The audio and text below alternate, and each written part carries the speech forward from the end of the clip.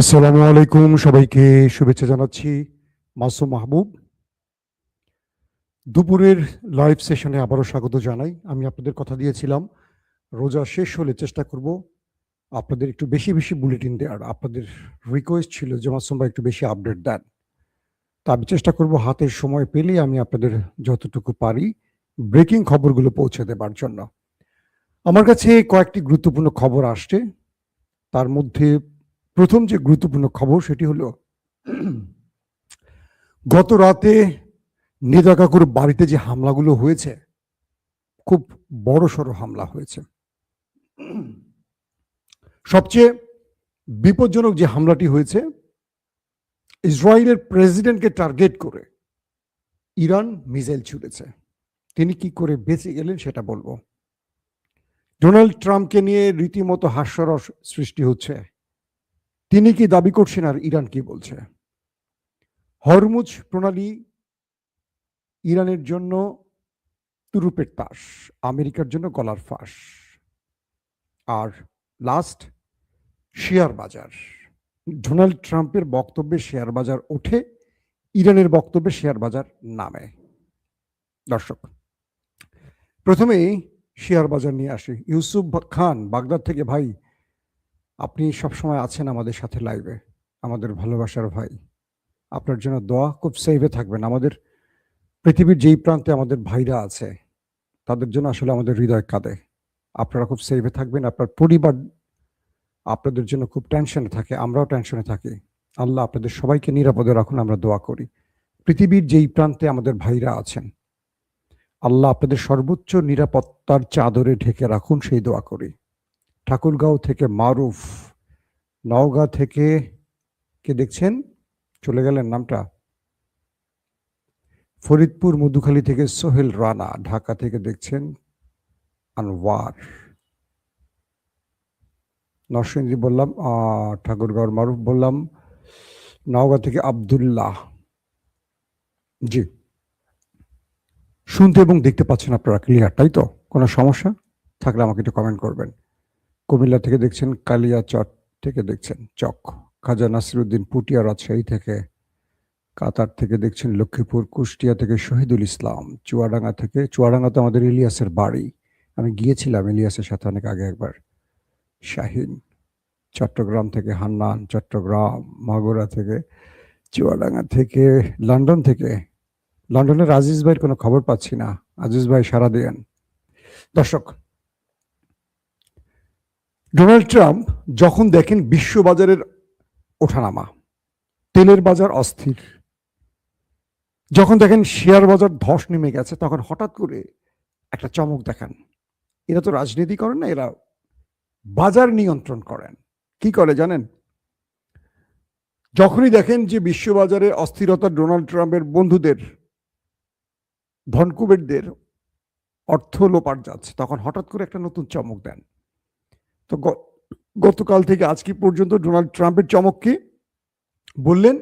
ইরানের সাথে আমার ব্যাক চ্যানেলে আলোচনা হয়ে গেছে, ইরানে আমি আর বড়সড় হামলা করব না, শিগগিরই যুদ্ধবিরতি ঘটতে যাচ্ছে, এবং ইরানও রাজি হয়ে গেছে, ইরান আমাদের শর্ত মেনে গেছে। তাপাস করে $2 ট্রিলিয়ন উপরে উঠে গেল শেয়ার বাজার। 2 ট্রিলিয়ন থাম করে উঠে গেল। ইরান বলল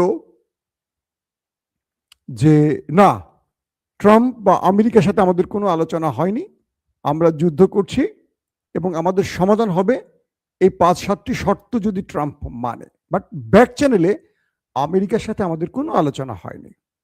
তাপাস করে $3 ট্রিলিয়ন নিচে নেমে গেল শেয়ার বাজার। মানে কি বলবো আপনাদের, সাপলুডু খেলছেন, ধামধাম করে উঠে গেছে একদম উপরে গিয়ে 94 না কত নম্বর একটা পয়েন্ট আছে সাপলুডুর, সাপ খেয়ে একদম 14তে নামায় দেয়। 14 না, ভুলে গেছি, যদি আপনারা যারা সাপ মানে লুডো খেলেন তারা বলতে পারবেন। একদম 94 থেকে 14তে চলে আসে। তো ট্রাম্প 2 ট্রিলিয়ন উপরে উঠাইল, $3 ট্রিলিয়ন, ইরান তার বক্তব্য দিয়ে আবার নামিয়ে দিল। তো এভাবে বিশ্ববাজারের খেলা চলছে এখন ট্রাম্প আর ইরানের বক্তব্যের মধ্য দিয়ে। ট্রাম্প বলেছিলেন যে এই যুদ্ধটা আমাকে শুরু করিয়েছিল মিস্টার নেতানিয়াহু। গত রাতে যখন ইরান ব্যাপক ধোলাই শুরু করেছিল দেশটির ভেতরে, নেতানিয়াহু বলল, ছোট্ট একটা অল্প কয়েক সেকেন্ডের একটা বক্তব্য দিয়ে বলল, ট্রাম্প এটা মিথ্যা বলছে, আমি তাকে যুদ্ধ করতে বাধ্য করিনি। বুঝছেন? ইরান কি করলো শোনেন এবার। আসেন ইরানের খবরে যাই। পশ্চিমবঙ্গ উত্তর পরগনা কি মাওলানা শহীদুল ইসলাম ভাই, ভারতের আমাদের ভাইরা ভালো আছেন তো না? কমেন্ট করবেন তো। ভারতের জন্য আমাদের খুব মন কাঁদে, আমাদের ভাইরা সেখানে কেমন আছে। তো ইরান কি করলো শোনেন। কালকে তো মার্কিন 5 থেকে 6টা বেজকে মারলো সমান্তারে, প্রথম 4টা, পরে আরো 2টো বেজকে মোটামুটি ছাড়লো ইরান তার ড্রোন এবং মিসাইল দিয়ে, উড়াদুরা মাইর দিল। এরপর নেতাকাকু মুনাজাত করছিল যে আল্লাহ আজকে যেন আমার রাতে আমার এখানে না আসে। তো ইরানের আইআরজিসি এই মুনাজাত শুনতে পাইছে আর কি, যে নেতাকাকু সে আইসিইউ থেকে ফিরে এসে মুনাজাত করছে, তার মুনাজাত যদি কবুল না হয় কেমন হয়। সে কি করলো, কিরাত সামুনা, তেল আবিব, হাইফা, এরকম করে বেশ কয়েকটা শহরে আবার মিসাইলের ঝলক দেখালো। ড্রোন এবং মিসাইল একযোগে মারা শুরু করলো। মজার বিষয় দেখেন, ইরানের কাছে কি পরিমাণ ইন্টেলিজেন্স সোর্স কাজ করছে। ওই দেশটির নেতাকাকুর দেশটির যিনি প্রেসিডেন্ট, তিনি কালকে দেশটির একটি গুরুত্বপূর্ণ জায়গায় ভিজিটে গেছেন। ভিজিটে গিয়ে তিনি বক্তব্য রাখবেন এমন চিন্তা করছেন, এমন সময় সাইরেন বাজা শুরু করছে। তার নিরাপত্তা রক্ষীরা বলছে, স্যার আপনাকে এখান থেকে দ্রুত সরতে হবে, ইরানের জম আসতেছে, আমাদের জম আসতেছে, সাইরেন বাজতেছে। বাঁচতে বাঁচতে উনি একটা ভবনের মধ্যে গিয়ে কোন রকম আশ্রয় নিয়েছেন। এমন সময় দেখলেন চারপাশে ধাম ধাম ধাম ধাম করে ইরানের আলু পটলগুলো হিট করা শুরু করলো। উনি বলল, হায় ঈশ্বর, অল্পের জন্য বেঁচে গেলাম। প্রশ্ন উঠল যে ইরানের এই ইন্টেলিজেন্স সোর্সগুলো কোথায়? নেতানিয়াহু কোথায়? ডেভিড ব্রায়ান মানে মোসাদ প্রধান কোথায়? প্রেসিডেন্ট কোথায়? বেন গভির সব খুঁজে বের করছে, সেখানে সেখানে হামলা করছে। জেরুজালেম পোস্ট থেকে শুরু করে বড় বড় গণমাধ্যমগুলো বলছে ভেতরটাকে পুরো এলোমেলো করে ফেলেছে খামেনি বাহিনীর মিসাইল এবং ড্রোন। এত ম্যাসিভ আকারে যে হিটগুলো হচ্ছে, যেগুলো ইন্টারসেপ্ট করতে পারছে না। ওই দেশটির জনগণ বলছে নেতানিয়াহু প্রশাসনকে যে তুমি আমাদের কথা দিয়েছো যে ইরানকে শেষ করে সারপ্রাইজ দেবে, কিন্তু তুমি তো আমাদেরকে শেষ করে ফেলছো। আমাদের আবাসস্থল শেষ, আমাদের সেনা ঘাঁটিগুলো শেষ, আমাদের অনেক সমরাস্ত্র শেষ, প্রচুর সেনাবাহিনী শেষ, অনেক সাধারণ পিপল শেষ। তুমি শেষ করতে গিয়ে তো নিজেই শেষ হয়ে গেলে। নেতানিয়াহু বলল, ভরসা রাখুন আমার উপর। ভরসা রাখতে বলছে, ভরসা রাখবেন? এত কমেন্ট করেন, আমি নামটা আপনার বলি না, না কি ভাই,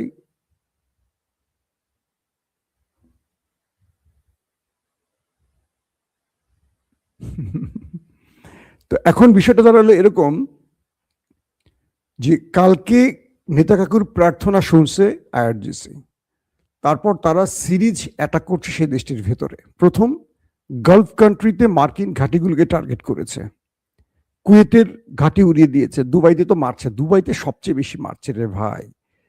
এমবিজেড কে মোটামুটি কি বলবো, জন্মদিনের পোশাক পরে ছাড়িয়ে দেবে ইরান এবার, কারণ এইটা বেশি দুষ্টমি করছে, বেশি দুষ্ট। এখন যে বিষয়টি ঘটছে সেটি হলো, ইরান এই সিরিজ অ্যাটাকের পর তাদের গলা শুকিয়ে গেছে। ট্রাম্পকে দিয়ে যে নাটকটি তৈরি হয়েছিল, সেই নাটকটি ইরান পথেই ভেস্তে দিয়েছে। ট্রাম্প বলে দিয়েছে এইসব নাটকে আর কাজ হবে না, কোনোভাবেই আমাদের শর্ত না মানলে আমরা থামবো না। ইরান এখন ফ্রন্ট লাইনে আছে, ব্যাকফুটে আছে আমেরিকা এবং ইসরায়েল। আমি আপনাদের সকালের 11টা যে লাইভটি করেছি সেখানে বোধহয় ডিটেল বলছি, যদি মিস করেন আমি অল্প সময় একটু রিপিট করি।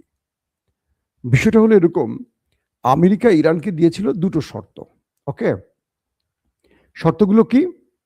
যে ইরান তার ইউরেনিয়াম, নিউক্লিয়ার বোমা বানাবার জন্য যে ইরান ইউরেনিয়াম সমৃদ্ধ করেছে, সেটা 60% যে তাদের ইউরেনিয়াম আছে এটা আমেরিকার হাতে তুলে দেবে। ইরানকে আমেরিকা এই শর্ত দিয়েছিল। আর দ্বিতীয় শর্ত দিয়েছিল হরমুজ প্রণালী ইরান খুলে দেবে সবার জন্য, কারণ এটা আমেরিকার জন্য গলার ফাঁস হয়ে গেছে। আর ইরান আমেরিকাকে জুড়ে দিয়েছে, আগে দিছে 3টা, এবার দিছে প্রায় 7টা শর্ত জুড়ে, কারণ ইরান এখন বিজয়ের মুডে আছে আর আমেরিকা এখন পরাজয়ের মুডে আছে।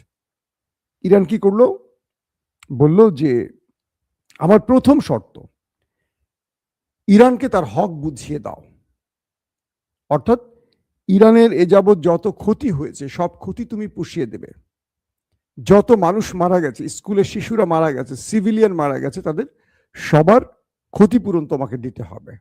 তুমি দাও, তোমার আরব বন্ধুরা দেখ বা ইসরায়েল দেখ, দিতে হবে। এবং হরমুজ প্রণালী থেকে এখন ইরান টোল আদায় করবে। পৃথিবীর সব দেশই তার জলরাশি থেকে টোল আদায় করে। ইরান শুধু করতে পারেনি, ইরান করেনি কোনোদিন টোল, তারপর পুরো পৃথিবীতে ইরানকে সন্ত্রাসী বলা হয়েছে, ইরানকে খারাপ বলা হয়েছে, ইরানের বিরুদ্ধে পুরো পৃথিবী, কিন্তু ইরান কখনো জুলুম করেনি। যেহেতু সবার জন্য এটা বৈধ, আন্তর্জাতিক নিয়ম অনুসারে এটা ইরানের জন্য বৈধ, এখন থেকে ইরান হরমুজ প্রণালীতে টোল আদায় করবে। যত জাহাজ যাবে সবাই এখান থেকে ট্যাক্স দিয়ে যেতে হবে।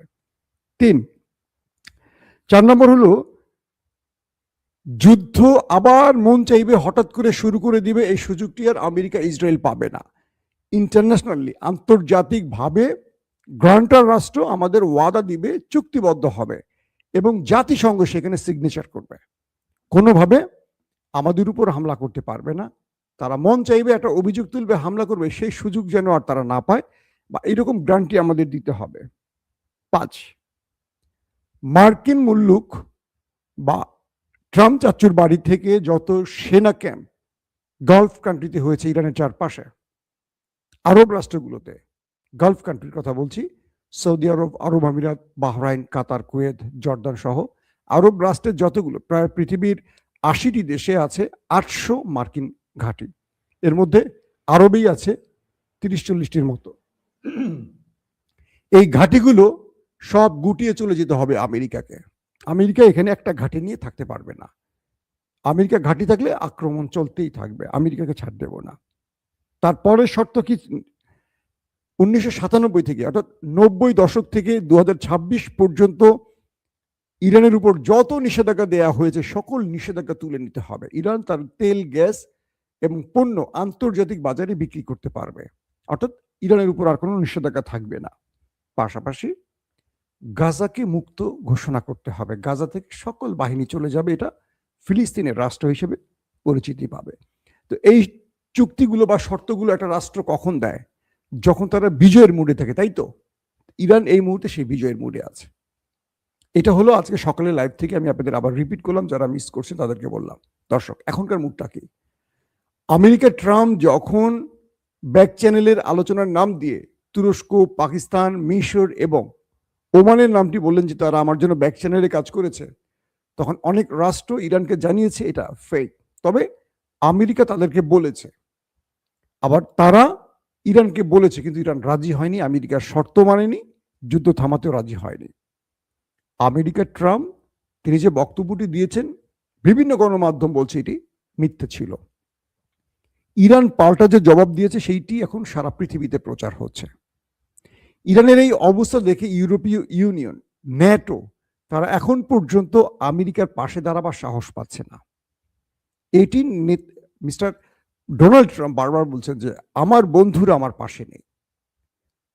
তখন একজন সাংবাদিক প্রশ্ন করছে যে ইরানের বিরুদ্ধে যুদ্ধ করতে আপনারা দুটো দেশ নেমেছেন একসঙ্গে, ইসরায়েল, আমেরিকা, যে আমেরিকাকে বলা হয় পৃথিবীর সবচেয়ে বড় পরাশক্তি। তো ইরানের মতো একটি ক্ষুদ্র সামরিক শক্তির দেশের বিরুদ্ধে লড়তে গিয়ে আপনাকে ন্যাটো বা ইউরোপীয় ইউনিয়ন কিংবা গালফ কান্ট্রিকে ডাকতে হলো কেন? এটার কোনো সদুত্তর ট্রাম্প দিতে পারেনি, অন্য প্রসঙ্গে চলে গেছে। তার মানে হলো ইরান তার বিজয়ের অবস্থাটা পুরো পৃথিবীতে প্রকাশ করে দিয়েছে। শেষ যে খবরটি দিয়ে শেষ করতে চাই, ইরান এখন দেশটির, শত্রু দেশটির মূল ব্যক্তিদের টার্গেট করছেন। যেমন আজকে টার্গেটটি করছে, কিছুক্ষণ আগে শুনলাম ইরান হিট করেছে সেই দেশটির ভেতরে, তাদের ঘুমাইতে আর দিচ্ছে না, তারা জেগে থাক বাংকারে গিয়ে। তো বলা হচ্ছে আজকে দেশটির প্রেসিডেন্টের উপর যে হিট করেছে, নেতানিয়াহুর উপর এখন ইরানের মূল চোখ।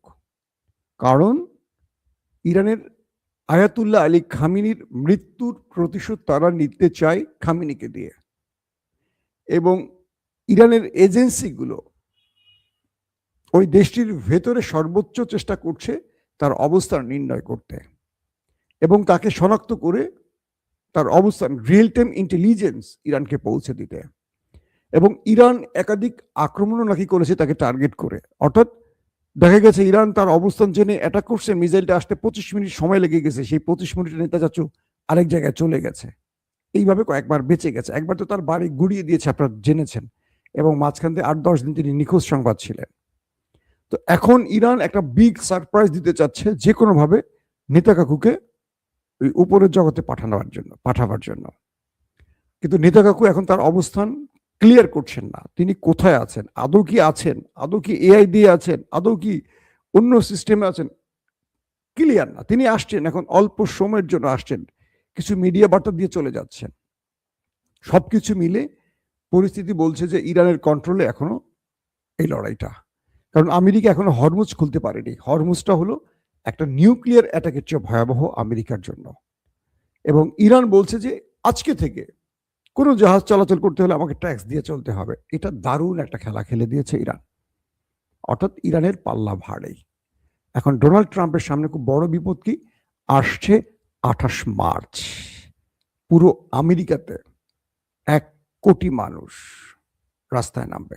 অর্থাৎ বলা হয়েছে 9 মিলিয়ন পিপল নামবে, 90 থেকে 100, তার মানে কত, 1 কোটি মানুষ তারা রাস্তায় নামবে ট্রাম্পের বিরুদ্ধে। এটা মোকাবেলা করা এখন ট্রাম্পের জন্য কঠিন একটা অবস্থা। তাই ট্রাম্প কোনটা সামলাবে, ইরান সামলাবে নাকি তার দেশের জনগণ সামলাবে?